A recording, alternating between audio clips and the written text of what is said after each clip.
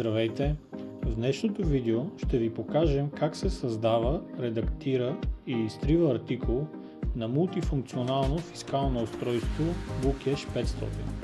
В лявата част на екрана виждате вече създадените артикули.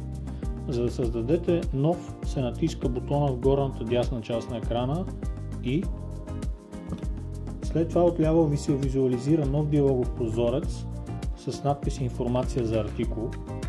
За да стане активен и да може да въвеждате данни, трябва да натиснете моливчето и след това във всяка една клетка въвеждате данните за новия артикул. След като въведете информация в дадената клетка, натискате стрелката сочеща надясно, за да ви прехвърли на следващия ред. Име на артикула, департамент, цена, ако има такава, или може да е нулева, за да е свободно избираема след това.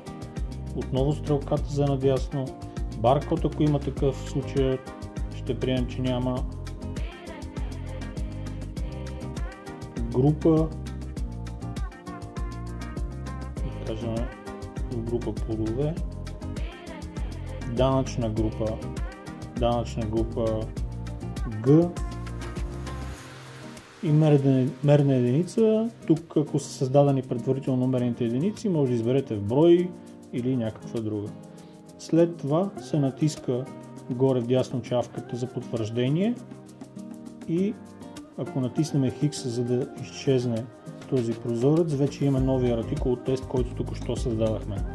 Като може да се избере, тъй като е на свободна цена, предварително се избира цената и след това се натиска новия артикул, за да се появи в сметката на клиента. Сега ще изтрием от кошницата това, което заредихме. Редакцията на създаден вече артикул е с задържане върху него. След като го задържите, отново се показва същия информационен прозорец. С моливчето може да редактирате и да промените параметрите, които вече сте въвели, и отново с потвърждение приема новите параметри. Ако искате да го изтриете, просто задържате върху него отново и натискате иконката с формата на кошче.